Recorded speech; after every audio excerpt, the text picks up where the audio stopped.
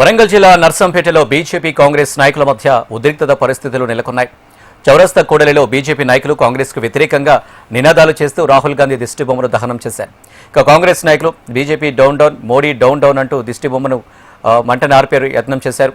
ఇక neat paper leakage ఘటనకు BJP ప్రభుత్వమే బాధ్యత వహించాలని ఆరోపిస్తూ తమ నాయకుడి దిష్టిబొమ్మను దహనం చేయడానికి కాంగ్రెస్ నాయకులు అడ్డుకునే ప్రయత్నం చేశారు. ఇక నీట్ పేపర్ లీకేజ్ అంశంపై జరుగుతున్న గొడవల్లో భాగంగా కాంగ్రెస్ తప్పుడు సమాచారంతో ప్రచారం చేస్తున్నారంటూ బీజేపీ నాయకులు ఆరోపిస్తున్నారు. ఇక మరోవైపు నీట్ పేపర్ లీకేజ్కు బీజేపీనే కారణమని కాంగ్రెస్ నాయకులు విమర్శించారు. ఇరు పార్టీల నాయకులు దాదాపు గంట పాటు ఆందోళన నిర్వహించారు. ఈ నేపథ్యంలో స్వల్పంగా తోపులాట చోటు చేసుకుంది. పరిస్థితి అదుపు చేయడానికి పోలీసులు రంగంలోకి దిగి ఇరు వర్గాలను చెదరగొట్టడంతో ఉద్రిక్తత సద్దుమణిగింది.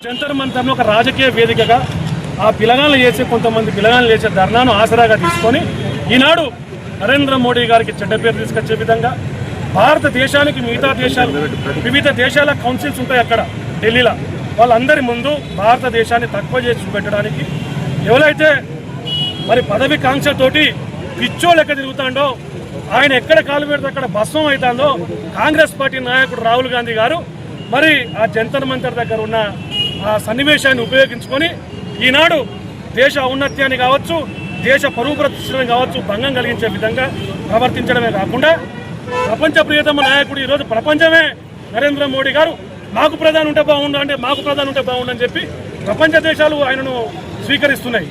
మరి రాహుల్ గాంధీ గారికి ఆయన పదవికాంక్షతోటి ఈనాడు దేశ ఔన్నత్యాన్ని, దేశం కూడా పేరు ప్రతిష్టలను దెబ్బతీసే విధంగా పాకిస్తాన్ జెండా ఎందుకు వస్తుందండి అక్కడ జంతర్ మంతర్ దగ్గర? ఆఫ్ఘనిస్తాన్ నినాదాలు ఎందుకు వస్తాయి? బంగ్లాదేశ్ నినాదాలు ఎందుకు వస్తాయి? 370 ఆర్టికల్ ఎందుకు? నీటి పేపర్ గురించి కొట్లాడటానికి 370 ఆర్టికల్ ఎందుకు?